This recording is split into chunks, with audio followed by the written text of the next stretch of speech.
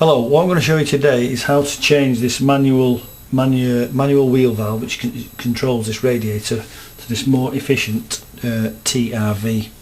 A TRV stands for Thermostatic Radiator Valve, and the advantage of using these over a traditional system without thermostatic radiator valves fitted is, on a normal system, the heat temperature of the radiators are controlled by a wall thermostat which is situated somewhere in the building, and it's usually not always in an ideal place, because the problem is that whatever temperature that room thermostat is set at, when it reaches that temperature, that will then close down the pump, which in effect will close down all the radiators.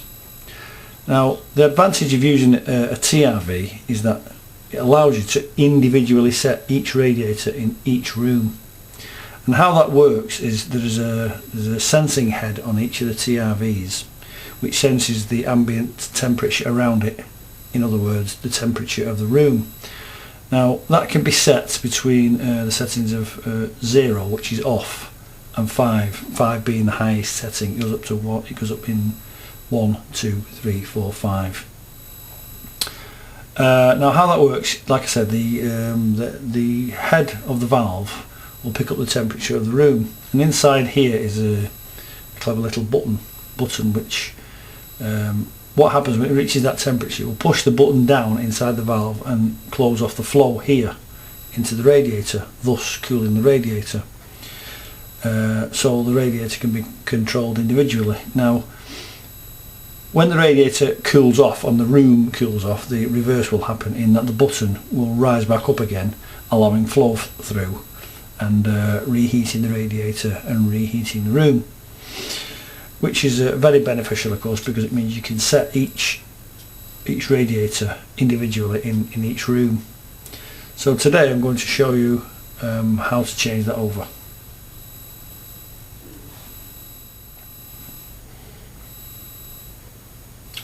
Okay, we're ready now to change the valve to the TRV. Now what I've done here, I've actually drained the system, so it'll save some time anyway. So what you need to do is find the drain cock for your system, be somewhere on the downstairs, attach a hose pipe and drain the whole system. You're going to have to drain the whole system because you're working from the two sides of the valve. So we've got the system drained. Now we'll get hold of our kit and get hold of the rad wrench, because we need to undo this nut here. This is the union nut between the valve and the radiator. So to hold the valve steady, I'm going to use a rad wrench. Now these can be particularly tight, so you need to get a really good grip of the valve body here. So like I say, put the rad wrench on sideways like that and hold it, in this case, in the upwards position. You're trying to undo that nut there, so put the spanner on that and give it some pressure. It's reasonably okay, this one. So slacken that one off. Now before you actually fully slacken that one off, I recommend that you undo the bottom nut here, that will hold it in place somewhat. So slacken that off. Okay, now they're both kind of finger tight now. Take that one off and then unscrew this one here. Like I said, the system's been drained, so all the water is hopefully out. Oh, take that off, put it out there, and take the valve off. Now what I'm going to do here, just in case any air gets in, there might be some dirty water trapped inside the radiator, I'm going to put a rad clamp on to actually just make sure nothing comes out of this side. So I'll quickly fit that. It's a rubber membrane which goes over the end of the valve there. That'll just stop that anything pouring out while we're trying to work on the other piece. So that's sealed the end there now. Now in this case, you've noticed I've left the existing tail piece in, because sometimes they can be really difficult to get out and there's absolutely nothing wrong with them. So we're going to use the old tail piece here. It's a 15mm compression which will go into this side. So that's all done now. That's waiting for the connection here. Now we need to remove this nut and the olive, because sometimes these nuts can be a bit full of paint or disfigured or whatever. So I'm going to use the olive pull off, because these are crimped on here. So fit that inside there, get it like that, and ready.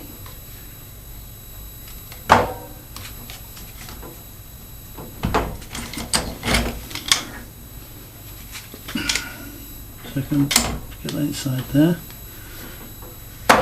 That's it. That's the old olive and nut taken off, and put that to one side. So we've got the valve here now. We can actually take the head can be removed by this ring here. So if you, just to keep that away and keep it safe while we're fitting it, take the head off. There's another reason which I'll explain in a second. Take the new nut and olive and place it over the pipe like that, and then offer that over and just hand tight that at the bottom. It's hand tight. So that's finger tight, should I say. Now we'll remove this because we're just going to quickly reconnect it, so hopefully nothing will come glugging out all over our floor. So just unscrew the pinch knob there, take that off, put to one side, take the clamp off to get it out of the way, the red clamp off to get it out of the way. Now push that over there and tighten up the union nut there. Now at this point, just give this one at the bottom here, use your spanner on that, just tighten it up sort of reasonably tight, and tighten that one up and reasonably tight at this point. Now we need to hold this very straight now while we tighten this nut up in the middle here. So there's two ends to this. This is the thermostatic end. This end of the rad wrench is to fit the standard valves, and the wider body TRV is for this side. Put that on there like that, and hold that steady. Tighten that up, keeping it vertical. It's going to take a little bit of tightening this. Tighten it up. If it's getting tighter now. That's tight now. Because that's held in place, we can comfortably tighten the nut at the bottom. Don't over tighten these because you can go overboard. And that's tight. That's fitted in now. Now we want to replace the head. Now there's a mark on here. You see that arrow there. Of course we want that in a convenient place where we can see it. So in this case, screw it to turn it on to number 5 so the pin is retracted right back. Place it on over there like that. Screw the ring on. Like so. So you've got your marker nice and visible at the front there. You don't have to over tighten these, just tighten it up finger tight like that. And that's tightened, that's fitted now. So you screw it down, you can feel it getting tighter. Let's push the pin right down, and that is now off. Like I say, you can set that to whatever temperature you require. That number 5 is the highest temperature. Turn it down, it'll get a lower temperature. So that's all fitted now. So what remains to be done is turn off your drain cock, make sure you turn that off, and disconnect your hose pipe and fill it up at your filling point. Whether it's a vented system, you need to turn the water on to fill the tank, or turn your what you call water back on to fill the system. If it's a combination seal system, use your filling loop, get to your boiler, fill it up there, 1.5 bar, don't forget on a combi boiler, fill it up, just check for leaks, turn the system on, and there you go, TRV fitted on this radiator.